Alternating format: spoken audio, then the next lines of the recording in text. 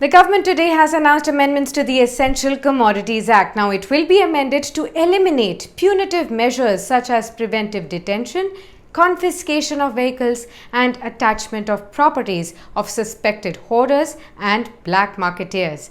Now, the removal of restrictions based on an expert panel recommendations will definitely enable merchants to directly purchase produce from farmers in large quantities as well. Now, this can be particularly helpful in times of bumper harvests when farmers often dump produce in wholesale markets at throwaway prices. Now, cheap food may benefit consumers but hurts producers of food as well. Now, it is a key reason for depressed farm incomes as well. Now, under the existing rules, the ECA limits quantities that traders can buy from farmers and hold as stock. Now, there are no permanent storage ceilings or commodities named in the Act, but the law empowers the government to include or exclude items when deemed necessary. Also, the Niti Aayog in a recent report had said that there is a need to have a relook at some of the provisions of the Essential Commodities Act which discourage large-scale private investments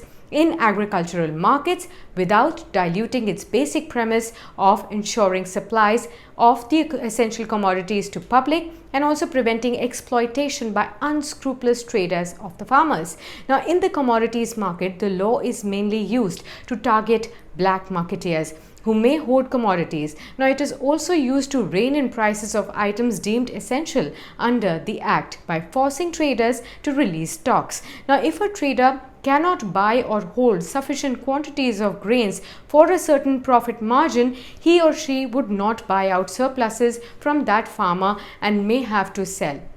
Now, this has been identified as one of the key reasons why farm incomes have taken a hit as well. Now, the government has set in motion plans to dismantle the decades-old monopolies of state-run agriculture produce market committees or APMCs, often blamed for their unfair trading. Now, APMCs over the years had become barriers for farmers to get a fair price for their produce as they were forced to sell it through these committees.